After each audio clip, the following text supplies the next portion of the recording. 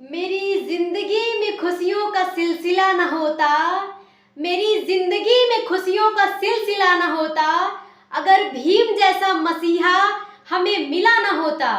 कि मेरी जिंदगी में खुशियों का सिलसिला न होता, अगर भीम जैसा मसीहा मुझे मिला न होता। अरे कब का मर गए होते हम यूं ही, अरे कब का मर गए होते हम यूं ही, अगर इस देश का संविधान बाबा साहब ने लिखा ना होता, लिखा ना होता। तो स्वागत है आप सभी का मेरे छोटे से ब्लॉग्स में। कैसे आप सभी लोग, उम्मीद करती हूँ बहुत अच्छे होंगे। मैं भी बहुत बढ़िया हूँ। तो मैं बात करती हूँ बाबा साहब की। मैं रोशनी राव, भीमराव की बेटी, आप सभी का स्वागत करती हूँ, नंदन करती हूँ, अभिनंदन करती हूँ। और जय भीम, नमो बुद्धाय। और बाबा साहब के लिए मैं एक, मेरे मन में ख्याल आ रहा है कि मैं उनके लिए एक सॉन्ग बोलूं। तो मैं एक सॉन्ग बोल रही हूं, और आप सभी को अच्छा लगे तो लाइक, शेयर एंड सब्सक्राइब जरूर करिएगा मेरा वीडियो।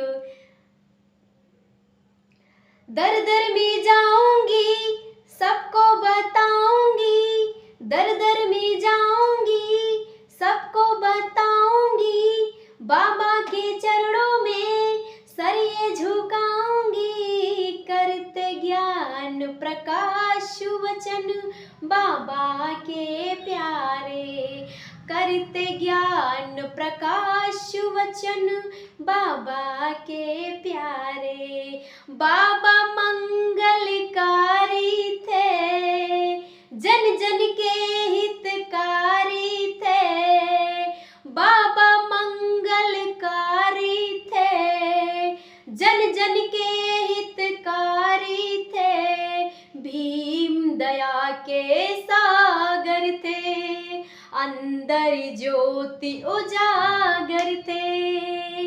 अब ना छुपाऊंगी, सबको बताऊंगी, बाबा का मिशन मैं आगे बढ़ाऊंगी, करते ज्ञान प्रकाश वचन बाबा के प्यारे, करते ज्ञान प्रकाश वचन बाबा के प्यारे। नहीं अपना कोई स्वार्थ किया, हम सबको सतमार्ग दिया, नहीं अपना कोई स्वार्थ किया, हम सबको सतमार्ग दिया। मेरे बाबा साहब ने भारत को संविधान दिया, मेरे बाबा साहब ने भारत को संविधान दिया। बाबा की वाणी में सबको सुनाऊंगी, बाबा के चरणों में सर ये झुकाऊंगी, करते ज्ञान प्रकाश वचन बाबा के प्यारे, करते ज्ञान प्रकाश वचन बाबा के प्यारे, करते ज्ञान प्रकाश वचन बाबा के प्यारे। तो मेरी ज़िंदगी में आज एक खुशी है, वह सिर्फ डॉक्टर बी आर अम्बेडकर की वजह से है। डॉक्टर बी आर अम्बेडकर अगर आज इस धरती पे जन्म ना लिए होते तो मेरी बहनों, आप घर के अंदर कैद रहती। आपको इजाज़त नहीं थी घर से बाहर निकलने की, पढ़ने की तो बहुत दूर की बात है।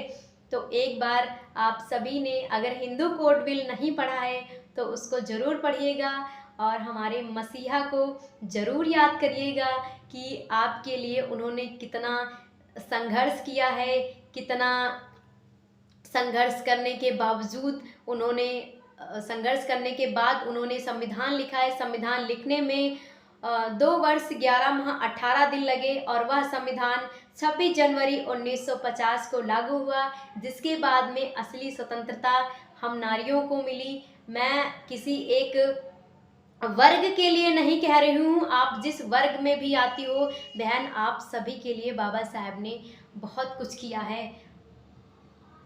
हालांकि देश आज़ाद करने में सभी महापुरुषों का हाथ रहा है। मैं सभी का स्वागत करती हूँ, नंदन करती हूँ, अभिनंदन करती हूँ, नमन करती हूँ। लेकिन जो असली आज़ादी थी हमारी ज़िंदगी में, जो असली खुशी थी, जो हम लड़कियों को पहले निकलने का हक नहीं था, पढ़ने का हक नहीं था, और लड़कियों का ही नहीं, हमारे जो शूद्र समाज जिसको बोलते हैं ये लोग, उन सभी को पढ़ने का अधिकार नहीं था, वोट डालने का अधिकार नहीं था, ऊंचे घर मकान बनाने का अधिकार नहीं था, और चारपाई पे बैठने के अधिकार नहीं थे।